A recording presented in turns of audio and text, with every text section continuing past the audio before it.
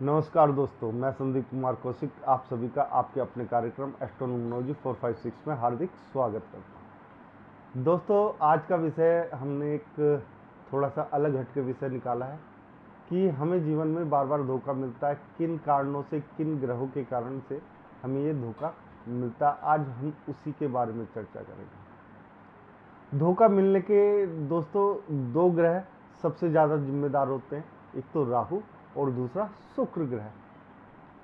शुक्र ग्रह जो है लग्जरी का कारक होता है, यानी कि ऐशो आराम का कारक होता है, और राहु जो है छाया ग्रह है, वो हमारे मस्तिष्क पर असर डालता है, यानी कि हमारे जो मस्तिष्क में विचार चल रहे होते हैं उनमें ये बहुत ज़्यादा असर डालता है।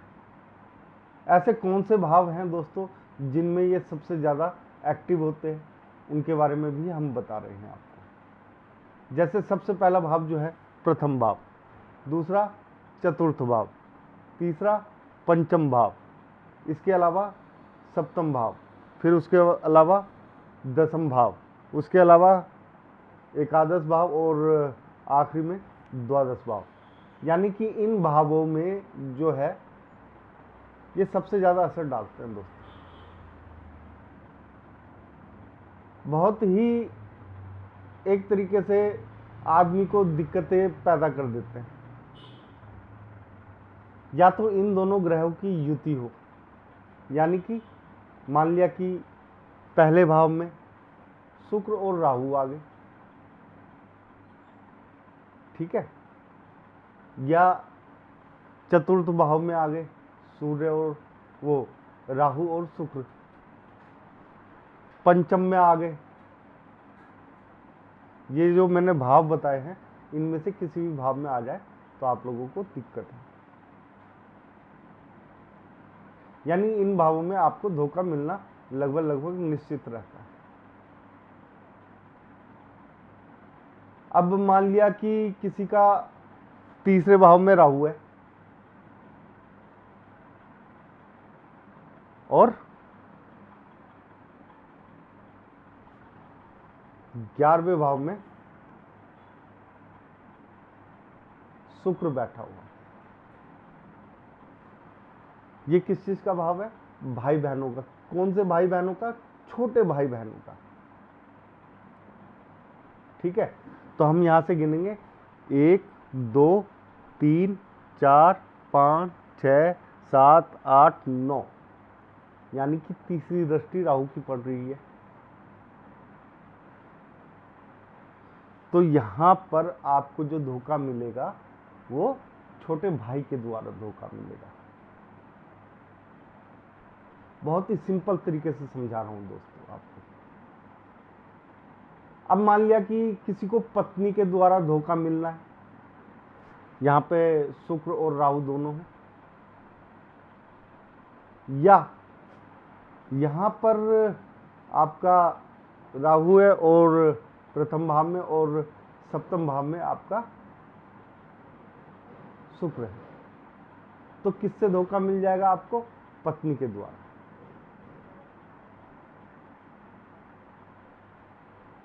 इसके अलावा मान लिया कि जैसे पत्नी से धोखा, पार्टनरशिप में धोखा, व्यापार में धोखा, इन चीजों में धोखा मिल गया इन्हें। अब शिक्षा में भी धोखा मिल जाता है कई बार। अब मान लिया कि पंचम भाव में आपका राहु है और राहु के साथ यहीं पे आपके शुक्र भी है।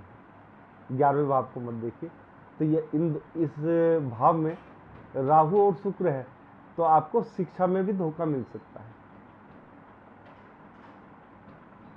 शिक्षा में धोखा किस प्रकार से होता है दोस्तों? वो इस प्रकार से है कि जैसे कि आप शिक्षा प्राप्त करने के लिए कहीं जा रहे हैं और वो इंस्टीट्यूट जो है वो एक तरीके से फर्जी निकले या उसके पास मान्यता ना हो आपको पढ़ाने के लिए, या कोई आदमी ऐसा आपको पढ़ा रहा है जिसे खुद कुछ नहीं आता है और वो आपको शिक्षा दे रहा है, तो ऐसे में भी धोखा मिल जाता है। इसे शिक्षा का धोखा बोलते हैं दोस्तों। अब इसके अलावा मान लिया कि 12वें भाव में राहु और शुक्र बैठे हुए, तो ऐसे में किस चीज़ से धोखा मिलेगा दोस्तों? ऐसे में आप लोगों को एक तरीके से अपने स्वयं के शरीर से भी धोखा मिल सकता है। यानी कि आपको जैसे जेल जाना पड़ जाए एकदम अचानक से, यानी कि जेल के लिए, तो यहाँ पे इस तरीके के धोखे मिलते हैं दोस्तों। या दोनों ग्रह यहाँ पे बैठे हुए हैं तो वहाँ पे धोखा मिल जाएगा आपको। तो इस प्रकार से धोखे मिलते हैं दोस्तों। अब 10वां भाव है, 10वां भाव में राहु और शुक्र दोनों बैठ गए हैं दोस्तों, या आमने सामने बैठ गए हैं। मान लिया शुक्र और राहु यहाँ पे बैठ गए हैं 10वां भाव में। याद रखिएगा दोस्तों, तो किस चीज में धोखा मिलेगा आपको? राजनीति में धोखा मिलेगा दोस्तों, सबसे बड़ा। यहाँ पे राजनीति में बहुत बड़े बड़े धोखे मिलते हैं। इसके अलावा दोस्तों, अब मान लिया धन के बारे में बताते हैं, व्यापार के बारे में, धन के बारे में, चतुर्थ भाव में मान लिया शुक्र ग्रह बैठे हुए, राहु की दृष्टि पड़ रही है, तो धोखा मिल जाता है धन से। ठीक है दोस्तों, तो इस प्रकार के धोखे व्यक्ति को मिलते रहते हैं। तो कोशिश, अगर आपको भी धोखे मिलते हैं दोस्तों, तो कहीं ना कहीं आपकी कुंडली में ये दोष जरूर होगा। वैसे तो बहुत सारी चीज़ों से धोखे मिलते हैं और भी ग्रहों की डिग्रियां होती हैं, लेकिन एक मोटे तरीके से अगर हम देखते हैं, कुंडली का एनालिसिस करते हैं, तो उसमें इस प्रकार के धोखे आप लोगों को साफ नजर आएंगे। अब जैसे प्रेम में धोखा, 5वें भाव में अगर शुक्र और राहु दोनों आ जाए, लेकिन आने इसी भाव में चाहिए, तो आपको प्रेम में धोखा मिलता है दोस्तों। क्योंकि हम इस भाव से प्रेम को भी देखते हैं, शिक्षा को भी देखते हैं, तो यहां पे आप लोगों को धोखा मिलता है। कई बार इनकी दृष्टियां पड़ने से धोखे मिलते हैं और कई बार इनके साथ होने की युति से धोखे मिलते हैं। लेकिन हाँ दोस्तों, एक बात याद रखिएगा, इन पे सूर्य या गुरु की दृष्टि ना पड़ रही हो।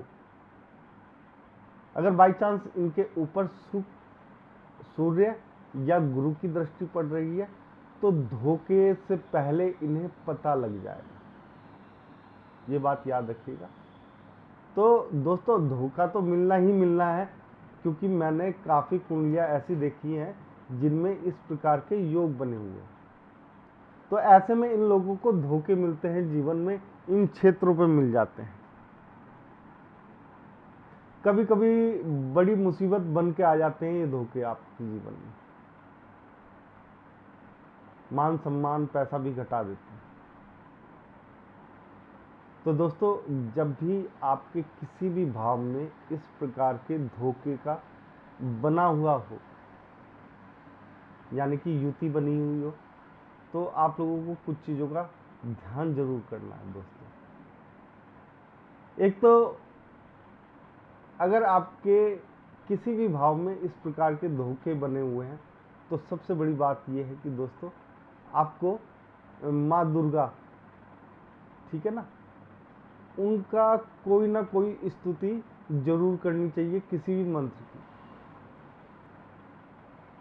वैसे तो भगवान हर एक व्यक्ति को कुछ ना कुछ पार निकलने के लिए रास्ता दे ही देता है, लेकिन अगर आप लोगों को रास्ता नहीं मिल रहा है, तो अगर आप लोगों को कहीं पे भी इस प्रकार के धोखे मिलने की संभावनाएं नज़र आ रही हो, तो दोस्तों, इसका एक छोटा सा उपाय है। वैसे तो किसी भी जो माँ के सिद्ध पीठ हैं, वहाँ पे जाइए, उनके दर्शन कीजिए, वहाँ पे एकांत में माँ से प्रार्थना कीजिए, तो आप लोगों को इन चीज़ों से लाभ मिलता है। एक बात और है दोस्तों, जहाँ पे भी माँ के शक्तिपीठ बने हुए हैं वहाँ पर भैरव जी का भी मंदिर होता है, आप लोगों ने देखा होगा।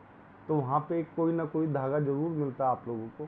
तो अगर आप लोगों को जीवन में इस प्रकार के धोखे आ रहे हैं तो अपने हाथ में बांध लीजिए, और अगर आपको व्यापार में आ रहे हैं तो दुकान में बांध दीजिए।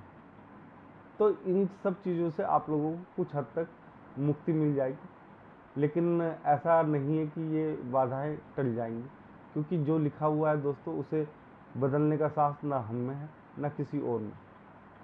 हम लोग खाली आप लोगों को जीवन के प्रति जो है सचेत करने की कोशिश करते हैं कि आपके जीवन में ऐसा भी कुछ हो सकता है।